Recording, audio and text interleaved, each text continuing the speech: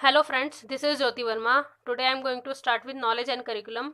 Last video में हमने देखा था नॉलेज एंड करिकुलम का एक टॉपिक जिसके अंदर मैंने पढ़ाया था मेन जो एक तरीके से नेशनल करिकुलम फ्रेमवर्क है। इसके अंदर भी हम फ्रेमवर्क के बारे में पढ़ेंगे, लेकिन ये दूसरा फ्रेमवर्क है। इस उसके अंदर हमने देखा था एनसीएफ 2005 नेशनल करिकुलम फ्रेमवर्क, जिसके अंदर मैंने बताया था कि क्या क्या प्लानिंग्स उसके अंदर हुई, क्यों बनाया गया ये नेशनल करिकुलम फ्रेमवर्क 2005, इसकी क्या नीड पड़ी और आज के हिसाब से क्या क्या सब्जेक्ट्स इसके अंदर ऐड किए गए, किस तरीके का करिकुलम डिजाइन किया गया, क्या क्या इसमें समस्याएं आई, क्या क्या इसके सुधार किए गए। तो ये सारी चीजें मैंने इसके अंदर आपको बताई थी। आज मैं आपको पढ़ाऊंगी नॉलेज एंड करिकुलम के अंदर नेक्स्ट पॉइंट, जिसका नाम है, जिसका टाइटल है शिक्षक शिक्षा हेतु राष्ट्रीय पाठ्यक्रम संरचना 2010, यानी इसका शॉर्ट फॉर्म है एनसीएफटीई 2010 national curriculum framework for teacher education.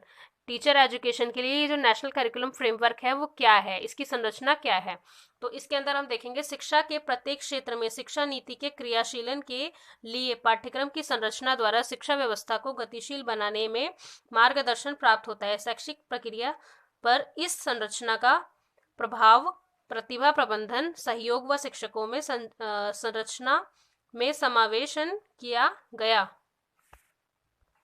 यानी इसके अंदर ये कहना चाह रहा है, ये जो शिक्षा नीति तैयार की गई, जो ये करिकुलम हमारा तैयार किया गया, इसके अंदर शिक्षा की जो व्यवस्था है, इसकी संरचना, पाठ्यक्रम की संरचना क्यों की गई, जो शिक्षा की व्यवस्था है उसको और गतिशील बनाने के लिए या उसके अंदर मार्गदर्शन देने के लिए। क्योंकि शिक्षक कुछ भी पढ़ा देगा, अगर आप करिकुलम डिजाइन नहीं करेंगे, अगर आप सिलेबस को डिजाइन नहीं करेंगे, करिकुलम का ही एक पार्ट है सिलेबस, अगर वो आपको डिजाइन नहीं मिलेगा, अगर वो स्कूल द्वारा आपको प्रोवाइड नहीं कराया जाएगा, तो आप कुछ भी पढ़ा देंगे बच्चे को, यानी स्टूडेंट को। तो ये करिकुलम क्यों बनाया जाता है, ताकि एक स्टेप में, मतलब स्टेप वाइज कुछ पढ़ाया जाए बच्चे को, सब्जेक्ट में किस तरीके से हमें किस चैप्टर के हिसाब से क्या पढ़ाना है, उसके अंदर वो चीज करिकुलम के अंदर डिजाइन की जाती है। मतलब एक टीचर को मार्गदर्शन मिलता है करिकुलम से कि इस ही करिकुलम को हमें फॉलो करना है स्कूल के अंदर या किसी क्लास के अंदर। नेक्स्ट हम देखेंगे इसमें आगे शिक्षक शिक्षा के राष्ट्रीय पाठ्यक्रम का इतिहास, मतलब इसकी हिस्ट्री क्या है।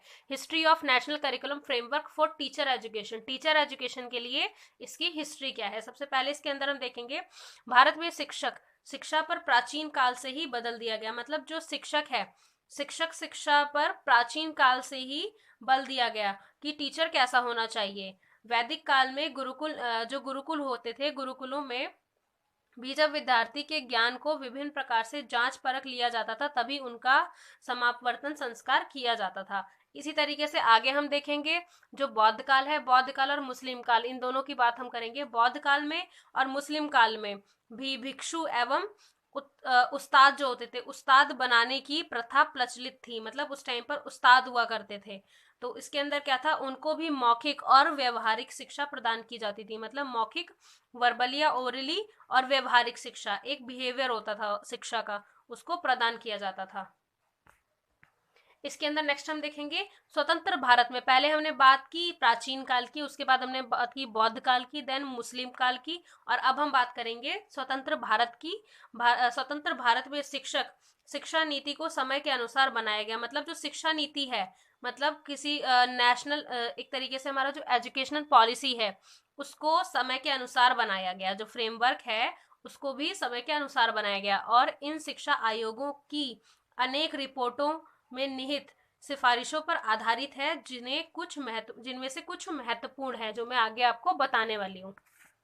जिसमें सबसे पहले मैं आपको बताऊंगी कि इसके अंदर क्या क्या चीजें हैं। तो फर्स्ट हम देखेंगे कोठारी आयोग 1966, यानी जो कोठारी आयोग है, कोठारी आयोग, आई होप आपने पढ़ा होगा सेकेंड सेमेस्टर में या फर्स्ट सेमेस्टर में। ये चीजें बीएड के फर्स्ट या सेकेंड सेमेस्टर में पढ़ा दी गई होंगी आपको कोठारी आयोग के बारे में, कि ये भी एक ऐसा आयोग था जिसके अंदर शिक्षा से रिलेटेड कई चेंजेस किए गए, कई प्लानिंग्स बनाई गई इसके अंदर। सेकेंड है चट्टोपाध्याय समिति, यानी 1885। इसके बाद हम देखेंगे थर्ड राष्ट्रीय शिक्षा नीति 1986, राष्ट्रीय शिक्षा नीति 1986 भी हमें एक तरीके से हमने पढ़ा है सेकेंड या फर्स्ट सेमेस्टर के अंदर बीएड के। तो ये आपको आई होप अच्छे से याद होगी। नेक्स्ट फोर्थ हम देखेंगे आचार्य राममूर्ति समिति 1990। नेक्स्ट हम देखेंगे यशपाल समिति। यशपाल समिति भी, यशपाल कमेटी जो थी वो भी फर्स्ट या सेकेंड सेमेस्टर में पढ़ाई गई है, तो इसका आप थोड़ा रिवीजन कर लीजिएगा। इसके अंदर है 19, मतलब ये कब बनी थी, 1993 में। उसके बाद हम देखेंगे सिक्स्थ राष्ट्रीय पाठ्यक्रम संरचना यानी 2005, जैसा कि हमने अभी देखा नेशनल करिकुलम फ्रेमवर्क, राष्ट्रीय पाठ्यक्रम संरचना 2005। सेवेंथ इसमें हम देखेंगे निशुल्क व अनिवार्य बाल अधिकार अधिनियम। ये अधिनियम किस लिए बनाया गया, क्योंकि बालकों का अधिकार है शिक्षा लेना, और निशुल्क व अनिवार्य शिक्षा एक तरीके से कंपलसरी है एजुकेशन बच्चों के लिए, जिसके जो कब डिजाइन हुआ, कब बनाया गया इसे, 2009 या 2010 इसके बीच में बनाया गया इसको। नेक्स्ट हम देखेंगे शिक्षा के एक तरीके से क्या था नेक्स्ट हमारा, शिक्षा के राष्ट्रीय पाठ्यक्रम की संरचना यानी structure of national curriculum framework of teacher education, NCFTE, जिसके अंदर आगे है NCFTE, जिसे मार्च 2009 में प्रारंभ किया गया। NCF 2005 के आधार पर बनाया गया, मतलब इसका आधार क्या था, NCF 2005, इसके आधार पर NCF जो आधार था इसका, उसके बेस पर क्या बनाया गया, NCFTE, जो एक फ्रेमवर्क है टीचर एजुकेशन का। नेक्स्ट इसमें हम देखेंगे इस संरचना के महत्वपूर्ण दृष्टिकोण क्या थे। इसके अंदर फर्स्ट हम देखेंगे परावर्ती प्रचलन शिक्षक का मुख्य उद्देश्य है, मतलब परावर्ती प्रचलन शिक्षक का मुख्य उद्देश्य है। सेकंड हम देखेंगे छात्र अध्यापकों स्व शिक्षा परावर्तन, नवीन विचारधारा के आत्मसातीकरण और अभिव्यक्ति का अवसर प्राप्त होगा। नेक्स्ट हम देखेंगे स्वयं निर्देशित शिक्षा की क्षमता और सोचने की योग्यता का विकास। इसी के अंदर आगे हम देखेंगे शिक्षा कार्यक्रम पाठ्यक्रम के क्षेत्र, मतलब इसका स्कोप क्या है, programme of teacher education area of curriculum. Next हम देखेंगे इसके अंदर प्रथम क्षेत्र पाठ्यक्रम व शिक्षण शास्त्र। इसके अंदर क्या है, पाठ्यक्रम के विषय क्या क्या थे उस समय पर, ज्ञान व पाठ्यक्रम यानी नॉलेज एंड करिकुलम। उसके बाद भाषा प्रवाहिता। नेक्स्ट है शिक्षण शास्त्रीय अध्ययन, शिक्षण शास्त्र के हिसाब से जो अध्ययन था वो क्या था, समाज के शिक्षक, अधिगमकर्ता, लिंग, विद्यालय व समाज। लास्ट था इसके अंदर आकलन व मूल्यांकन यानी एनालिसिस और इवेल्युएशन। नेक्स्ट इसके अंदर सेकंड जिसमें है द्वितीय क्षेत्र शिक्षा के आधार। इसके अंदर क्या था, अधिगम अध्ययन में क्या था, बाल्य व्यवस्था, किशोरावस्था, विकास व अधिगम यानी बाल्यावस्था इन्फेंसी, चाइल्डहुड पीरियड, किशोरावस्था एडोलेसेंस पीरियड, विकास यानी डेवलपमेंट व अधिगम यानी लर्निंग। नेक्स्ट है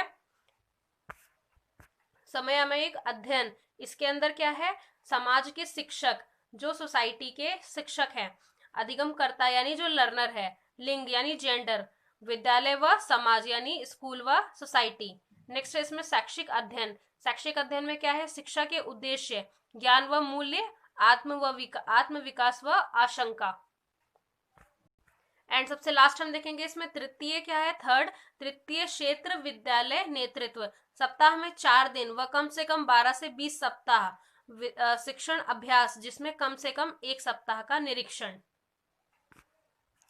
सो फ्रेंड्स, आज हमने पढ़ा शिक्षक शिक्षा हेतु राष्ट्रीय पाठ्यक्रम संरचना 2010 यानी NCFTE 2010 national curriculum framework for teacher education.